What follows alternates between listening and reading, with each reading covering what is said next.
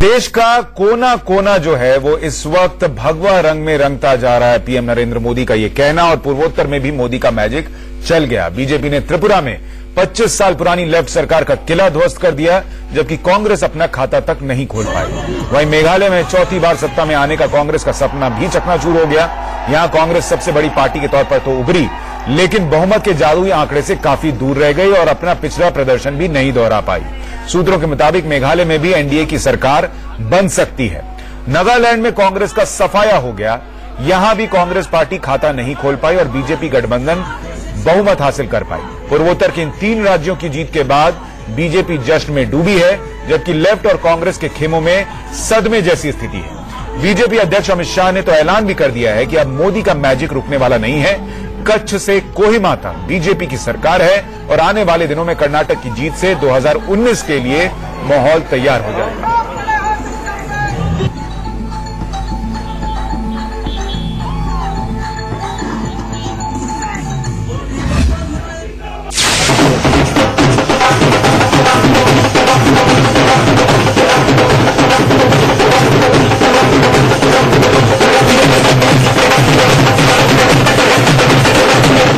ऐतिहासिक जीत किसी चमत्कार से कम नहीं।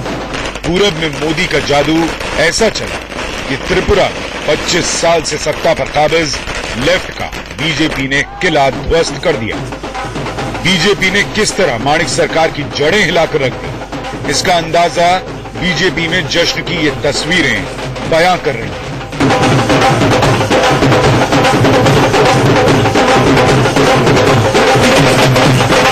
पूर्वोत्तर के 3 राज्यों के विधानसभा चुनाव के नतीजों को लेकर सभी की निगाहें बीजेपी पर टिकी थी।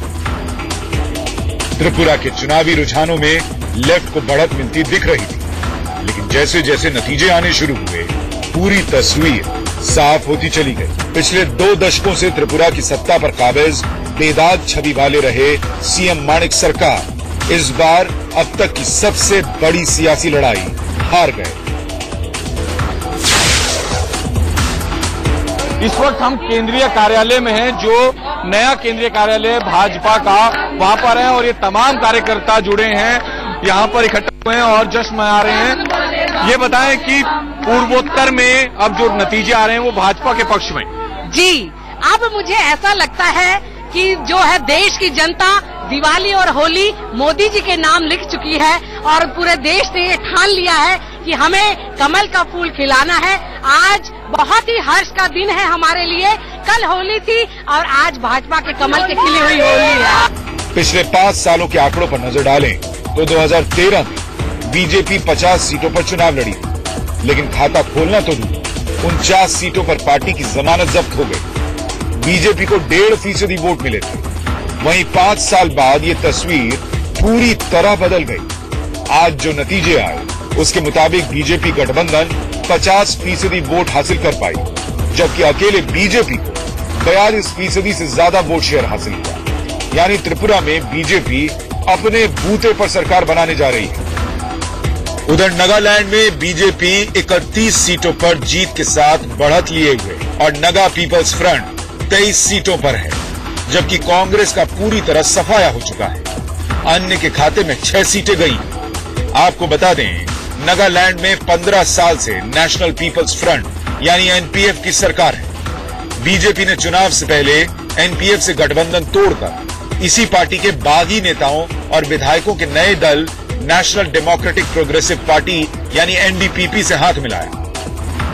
मेघालय के चुनावी नतीजों की बात करें तो यहां कांग्रेस भले ही सबसे बड़ी पार्टी बनती दिख रही है, लेकिन बीजेपी नेशनल पीपल्स पार्टी यानी एनपीपी और यूनाइटेड डेमोक्रेटिक पार्टी यानी यूडीपी के साथ मिलकर कांग्रेस के लिए मुश्किलें खड़ी कर सकती है।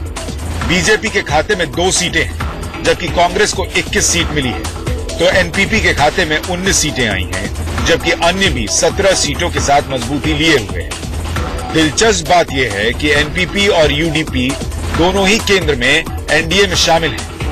ऐसे में बीजेपी, एनपीपी और यूडीपी मिलकर सरकार बनाने के लिए बहुमत का आंकड़ा आसानी से हासिल करते दिख रहे हैं। नॉर्थ ईस्ट में बीजेपी के कन्वीनर हेमंत बिस्व शर्मा ने भी दावा किया कि मेघालय में गैर कांग्रेसी सरकार बनाई जाएगी। कार्यकर्ताओं ने अद्भुत मेहनत किया। जनता परिवर्तन चाहती थी, हमारा चलो पलटाए का नारा को जनता ने स्वीकार किया।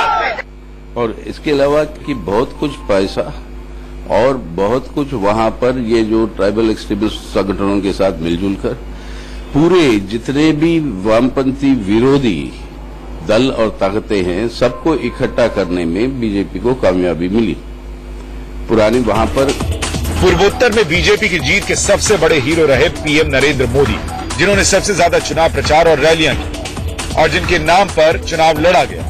वहीं दूसरा नाम बीजेपी अध्यक्ष अमित शाह का है, जिन्हें बीजेपी का चाणक्य कहा जाता है, जिनके पार्टी तंत्र और बूथ मैनेजमेंट को विरोधी भी मानते हैं। योगी आदित्यनाथ, राम माधव जैसे तमाम बड़े चेहरों के बदौलत बीजेपी पूरब में शून्य से शिखर तक पहुंची। Bureau report, India news.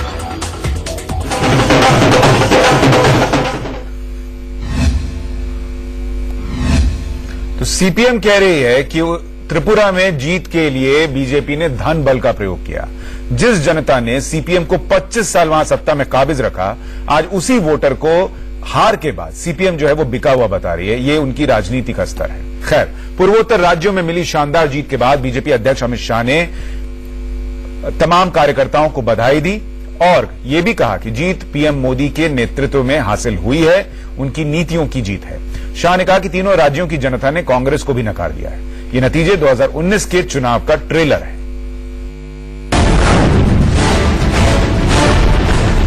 Tripura की जीत अपने आप में ऐतिहासिक जीत है। तीनों राज्यों में कांग्रेस को नकारा गया है। त्रिपुरा और नागालैंड को कांग्रेस को 0 सीट मिली है। खाता नहीं खुला है कांग्रेस पार्टी का और ढेर सारी सीटों पर उनकी जमानतें जब्त हो चुकी हैं। यही बताता है कि देश की जनता मोदी जी के नेतृत्व में भारतीय जनता पार्टी के साथ जा रही है। जहां तक लेफ्ट पार्टी का सवाल है, ये सिद्ध हो चुका है, लेफ्ट भारत के किसी भी हिस्से के लिए राइट नहीं है। ये तीनों राज्यों के चुनाव नतीजे आने वाले कर्नाटक और 2019 के चुनाव के परिणाम के द्योतक है, उसके परिचायक है। लद्दाख में भी हमारा सांसद है, केरल में भी हमारा सांसद है, कोहिमा में भी हमारा राज है और अब कच्छ में भी हमारा राज है। भारतीय जनता पार्टी का एक सच्चा अखिल भारतीय स्वरूप आज दुनिया के सामने आया है। वहीं केंद्रीय मंत्री गिरिराज सिंह ने कांग्रेस अध्यक्ष राहुल गांधी पर चुटकी ली। गिरिराज ने कहा कि राहुल को नॉन सीरियस लीडर बताया गया उनकी तरफ से और कहा गया कि चुनाव नतीजे आने से पहले ही राहुल देश छोड़कर चले गए।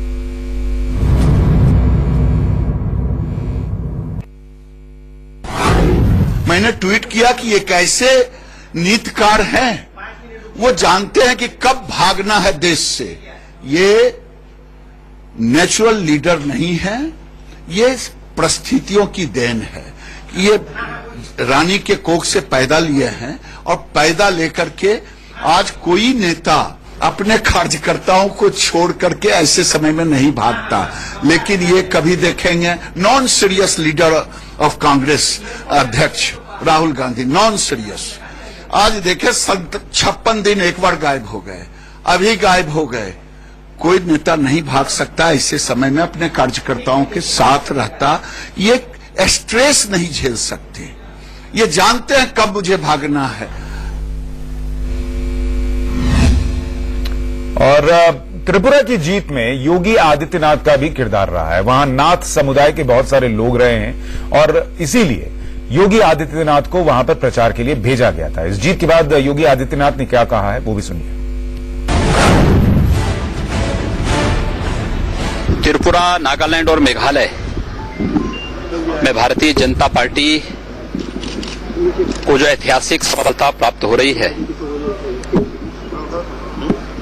प्रधानमंत्री श्री नरेंद्र मोदी जी के नेतृत्व में भारत सरकार की उपलब्धियों और भारतीय जनता पार्टी के राष्ट्रीय अध्यक्ष श्री अमित शाह जी के कुशल रणनीति में चुनाव प्रबंधन की यह विजय है। तो इन जीत के बाद बीजेपी अब देश के 21 राज्यों में, या बीजेपी गठबंधन के साथ मिला लीजिए तो 21 राज्यों पर काबिज है, और अगर मेघालय में भी सरकार बनी तो 22 हो जाएगा आंकड़ा। आपको हम मैप के जरिए दिखाना चाहते हैं कि कैसे देश जो है वो भगवा रंग में रंगता जा रहा है। गुजरात, हिमाचल, हरियाणा, झारखंड, मध्य प्रदेश, राजस्थान, उत्तराखंड, उत्तर प्रदेश, गोवा, अरुणाचल, असम, मणिपुर, बिहार, जम्मू कश्मीर, नागालैंड, ये तमाम ऐसे राज्य हैं जहां पर, और त्रिपुरा भी अब मिला लीजिए, जहां पर बीजेपी या उसके गठबंधन की सरकारें हैं। और मेघालय में भी अगर स्थिति रही ऐसी कि बीजेपी, एनपीपी, यूडीपी और कुछ निर्दलीय साथ आ गए तो वहां भी सरकार बनी, तो मेघालय में भी बीजेपी गठबंधन की सरकार होगी। यानी देश में करीब करीब 22 राज्य ऐसे हो जाएंगे जहां पर या तो बीजेपी की खुद की सरकार है या वो गठबंधन में सरकार के साथ है। त्रिपुरा का अगला सीएम कौन होगा? बिप्लब कुमार देव त्रिपुरा के अगले सीएम होने जा रहे हैं, यह हमें सूत्र जानकारी दे रहे हैं। त्रिपुरा बीजेपी के अध्यक्ष हैं बिप्लब कुमार देव, और एक ऐसा चेहरा है जिनके बारे में पहले शायद ही कोई जानता था। बीजेपी के सबसे युवा प्रदेश अध्यक्ष हैं, अमित शाह की पसंद है वो। 48 साल के बिप्लब कुमार देव ने पहली बार चुनाव लड़ा है इस बार त्रिपुरा में, और वहां न सिर्फ वो खुद जीते हैं बल्कि पार्टी भी जीती है। बीजेपी महासचिव राम माधव के करीबी हैं बिप्लब, और अमित शाह ने उन्हें मौका दिया था कि त्रिपुरा में जीत दिलाइए। उनके नेतृत्व में बड़ी जीत मिली है और इसीलिए सूत्र बता रहे हैं कि उन्हें मुख्यमंत्री बनाया जाएगा।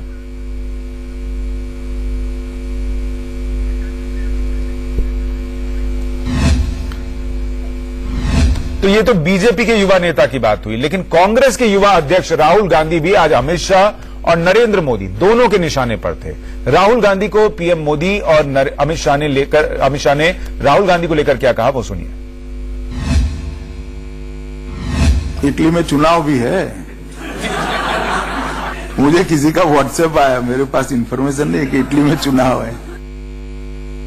भारतीय जनता पार्टी, ये कितनी खुशी की बात है, इस देश में एक दल ऐसा है कि जिसका अध्यक्ष एक के बाद एक विजय को प्राप्त करते हुए आगे बढ़ता चला जा रहा है। और देश में ऐसे भी दल हैं कि जहां लोग पद में तो ऊपर चढ़ते जाते हैं लेकिन कद में छोटे होते जाते हैं।